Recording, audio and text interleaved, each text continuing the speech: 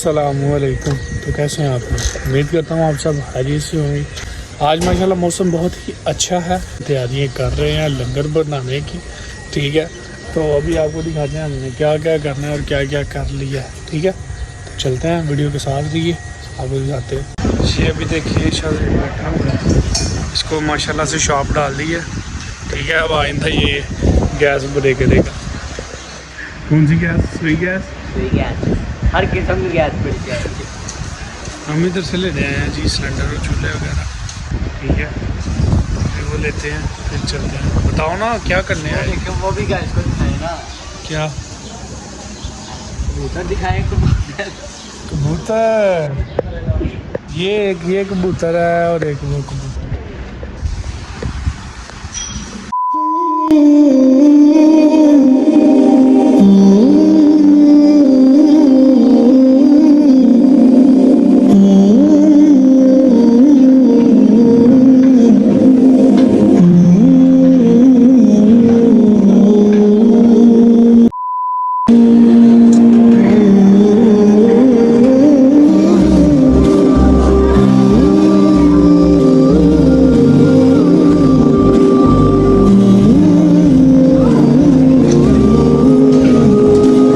A few moments later.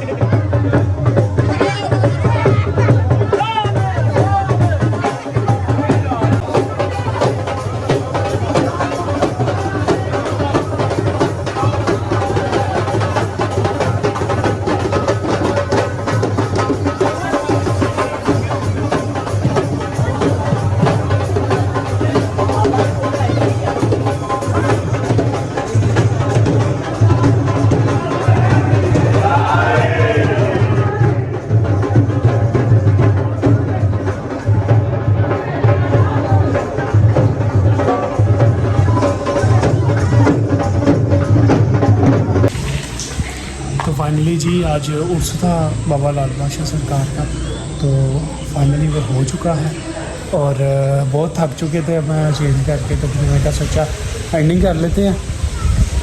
घर पे solar भी लग गया है, ये पीछे जगह तो पक्की हो गई है। उसके अलावा और क्या हुआ है, जानवर भी ले लिया है। इंशाल्लाह 2 दिन तक ईद भी है, उसका व्लॉग भी आएगा। और आप मुझे दुआओं में याद रखें और दुरूद पाक का दिन में 100 मरतबा लाजमी करें, ज़्यादा से ज़्यादा 1000 मरतबा लाजमी करें।